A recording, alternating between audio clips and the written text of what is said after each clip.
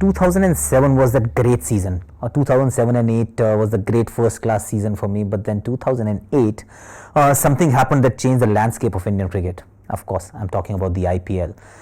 Firstly, I wasn't getting picked. My name was not there in that auction list, and I was hurt. I was deeply hurt because all the other guys were there. All the Indian players were there, or the players who had played for India were there, but my name was missing. So for once I thought that I'll probably miss the bus. I really wanted to be there, not because T20 was something that was that excited me too much, but then I wanted to try, because unless you try you won't know. So when Kolkata Knight Riders picked me eventually, I was overjoyed. Honestly, I was dancing that day. Because I was finally picked. I was not the only guy who was left out after a phenomenal first class season. Then I started playing, and I realized that very soon actually I realized that probably T20 cricket isn't really my cup of tea. It wasn't something that came naturally to me. I was still worried about getting out. I was still feeling bad about getting out. I had long chats with Rahul Dravid, and he said, and both of us were on the same page, that getting out still hurt. And in T20 cricket, it must not. Because if you're batting on 30, don't think about 50. Think about the next ball that can go out of the ground. And again, hitting out of the ground wasn't really my forte or my strength. So then I still continued to play the IPL, and obviously a question begs to be asked, that why did you continue playing when you knew that you weren't really cut out to play that format? One was that of course I was constantly trying my hard, my level best to fit the format and mold my game accordingly.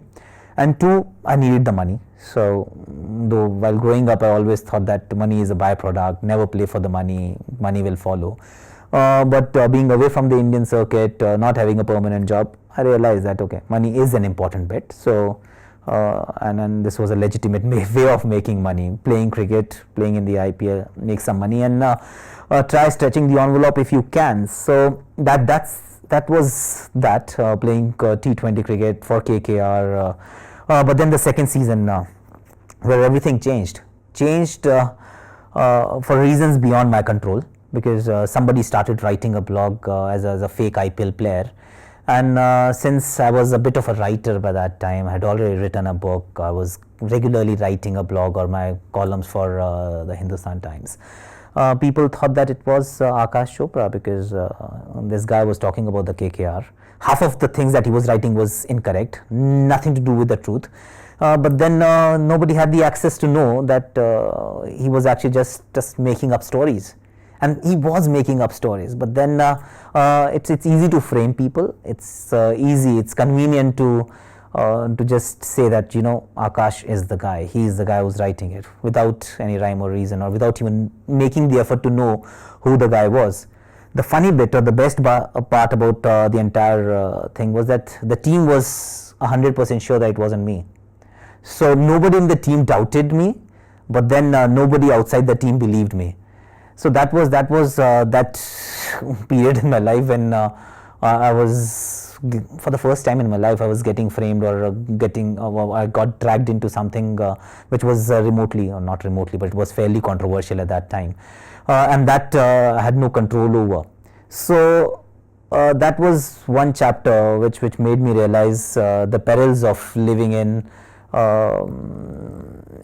the public eye, or constantly being watched, being scrutinized, and you pay a price for it. So that was my price, probably, that if you are a writer, then you are the guy. Obviously I'm not. Even a lot of people, the guy is already out, he's written a book, he is there, his online identity is Fake IPL Player, but still a lot of people ask me, okay, were you the guy? No, I wasn't. I'm happy I wasn't.